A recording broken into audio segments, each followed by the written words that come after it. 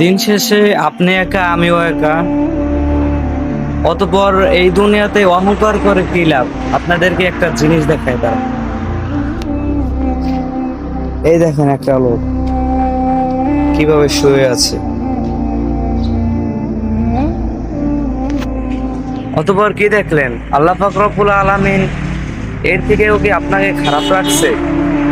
আল্লাহর কাছে লাখ কোটি কোটি শুকরিয়া আদায় করুন, কারণ আল্লাহ পাক রব্বুল আলামিন তার থেকে তো আপনাকে ভালো রাখছে। তারপর এই দুনিয়া কিছু না ভাই, আমল ঠিক করুন, নামাজ পড়ুন, মনের মধ্যে একটা অন্যরকম শান্তি পাবেন ইনশাআল্লাহ। আশা করি আমার কথা বুঝতে পারছেন।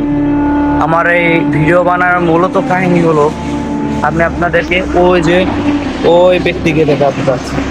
দেখেন, সে তার কোনো স্থান নাই, আর আল্লাহ পাক রব্বুল আলামিন আপনাকে একটা থাকার স্থান করে দিয়েছে, একটা জায়গা করে দিয়েছে। আল্লাহ পাক রব্বুল আলামিন তো দয়ালু, সে সবাইকে খাওয়ায়।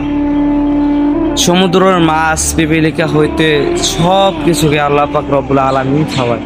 অতঃপর আল্লাহ পাক রব্বুল আলামিন আপনারা শুকরিয়া আদায় করেন। আল্লাহ তাআলা আপনাকে আমাকে সবাইকে বুঝিবার তৌফিক দান করুন।